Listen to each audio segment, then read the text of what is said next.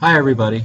Today we're looking at parabolas, which is one of the four conic sections. First we looked at the circle, and now we're looking at the parabola.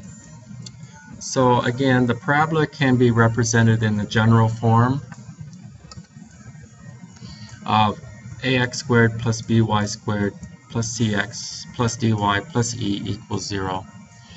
And remember, with a circle, how did you know if we had a circle? That's right. If the coefficient on the x squared, the a, and the coefficient on the y squared, if they were the same, if a equals b, then we knew we had a circle. Okay? Now for a parabola, if a equals 0 or b equals 0, so if one of these is 0, and remember, or, not both of them, there is only one squared term, because if a is equal to 0, 0 times x squared is 0, and so that would pretty much make that go away. Okay, so if one of the x squareds is missing, or one of the squared terms, excuse me, is missing, you know you have a parabola. So here's standard form for a parabola. Here we have this equation, and this is an equation for a parabola that either opens up or down. And the reason I know that is because it begins with y minus k. So this y, I always think y opens up or down. This one starts off with an x minus h, and I think of x as opening left or right. So we could have a parabola opening up, or we could have a parabola opening down. Okay, and something new, if we have it starting with an x, we could have a parabola opening to the left or a parabola opening to the right. Okay? Please make sure that you are studying this and putting this in your memory. It says convert each equation into standard form by completing the square and then graph. Okay, so we're going to start off by completing the square here. Now I want you to notice that our squared terms up here are on the right hand side. So when we complete the square, we're going to want to move it onto the right side. But for right now, I'm just going to go ahead and group my x's. So I have x squared plus 4x. Notice there's no other x terms, so I'm going to complete the square for this parabola equals, and then I'm going to go ahead and move the other terms. I'm going to cancel them on the left and move them over to the right for now. So we got negative 8y plus 4 on the right. Okay? Now, as you're doing this, please pause the video and think about what just happened. That's part of studying, understanding what is happening as you are listening and watching. Okay? Alright, completing the square. Remember the little formula that we use to complete the square? Our c value is our b value divided by 2 squared. So we take our b value divided by 2 squared. 4 divided by 2 is 2. 2 squared is 4. Okay, remember, if you add 4 on one side, we have to add 4 on the other side. I'm going to go ahead and write this as a perfect square. That is a perfect square. But x, half of 4 is 2 squared equals negative 8y plus 8. Okay? Now, notice it gets a little tricky. Notice it's y minus k. There's nothing in front of the y. Okay? So what we want to do next is we want to get rid of this negative 8. So we're going to factor it out of these two terms. So factoring out a negative 8 out of both of those terms, we're going to get x plus 2 squared equals y minus 1. factored out that negative 8. Let's see. So that negative 8 comes out front, like that. Okay, hang in there. Again, we want to get rid of that negative 8, so we're going to divide both sides by negative 8.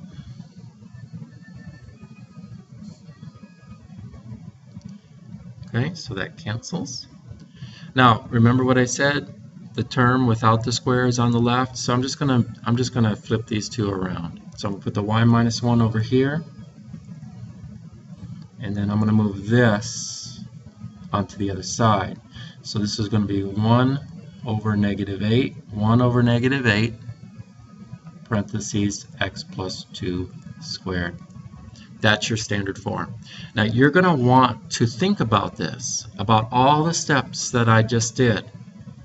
And if there's anything in here that you don't understand, you need to ask me in class so I can make sure you understand. Okay, we're here to learn. I want you to learn this. I know it could be a little confusing at first, but give it some time and you'll get it. Okay, so remember what I said. If it starts off with a y, this is a parabola that's going to either open up or down. So how do we know? Well, we look at the negative on this value here. Okay, see the plus and minus? Okay, if it's positive, it's going to open up. And if it's negative, it's going to open down. So in this case, it's going to open down because of the negative. Okay. Vertex. All right, remember, let's look at a drawing here. I have one. This may end up being a two-part video, but we'll see. I had a picture here of the vertex. What happened to it?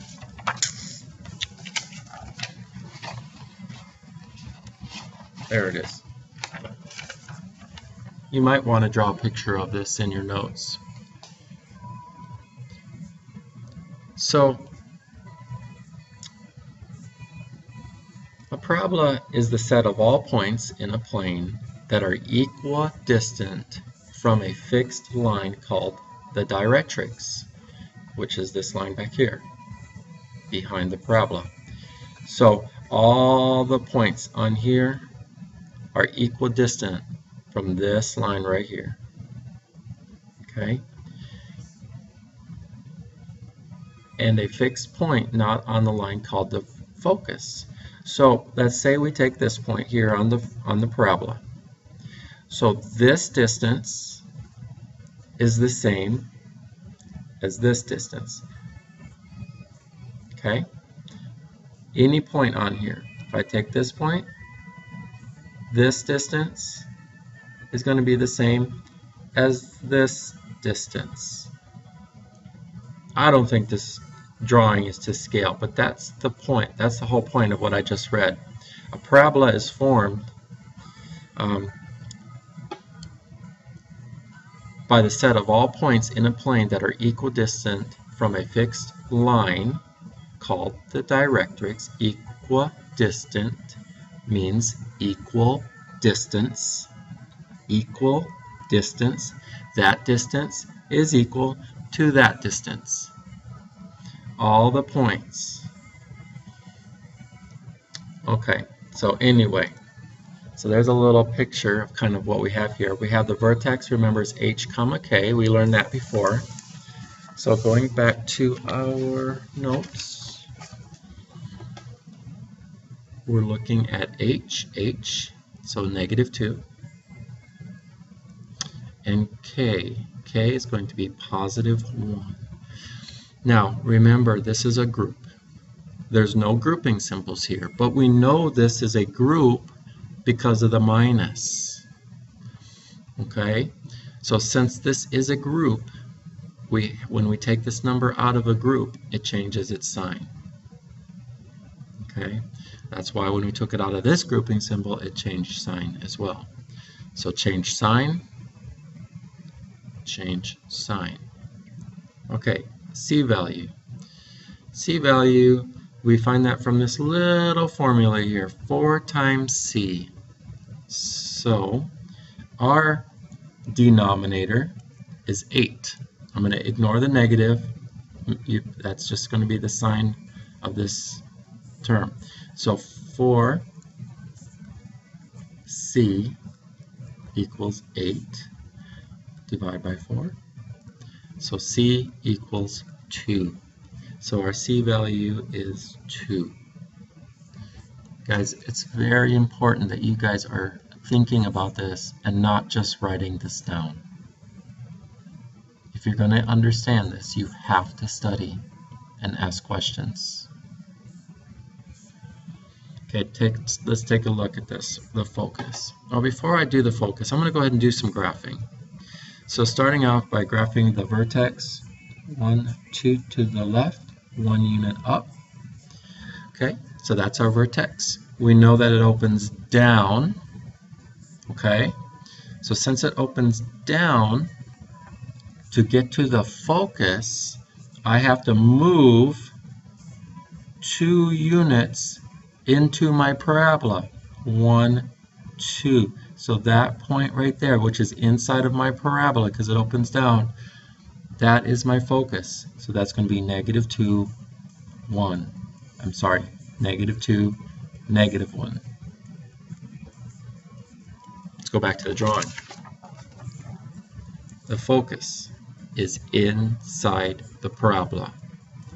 C units inside C units from my vertex. Notice that my directrix is C units outside my parabola. So that brings me to my directrix.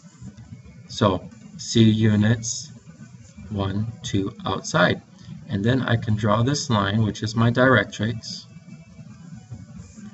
Okay, and so that equation of that line is going to be y equals 1, 2, 3. Y equals 3. Okay. All right. Now, let's finish up this graph. Okay, so this form may look different to you. Okay, because remember that when we did parabolas, when we graphed a parabola, we were in vertex form. And we called, these names are kind of misleading because the standard form that we use looked like this. If you remember. So, again, this is standard form and this is also standard form. But this, remember, is not easy to graph. This only gives you your y-intercept and your stretch or compression vertically. Okay, this one gives you a lot more information. But anyway, to finish graphing this, we need at least 2 more points here on our parabola. So we can just go to vertex form by moving the 1 to the other side. So if I add 1 on both sides, I end up with this. And hopefully you're like, oh yeah, I remember that. That's A, that's H, and that's K. Okay? So if you can change it to vertex form, plug it into your calculator. Okay? Go to your table and look for a point that we can graph. Okay? Remember our vertex is at -2, 1 right there. Okay, so we have another easy to graph point right here at 2, -1. So 2, -1.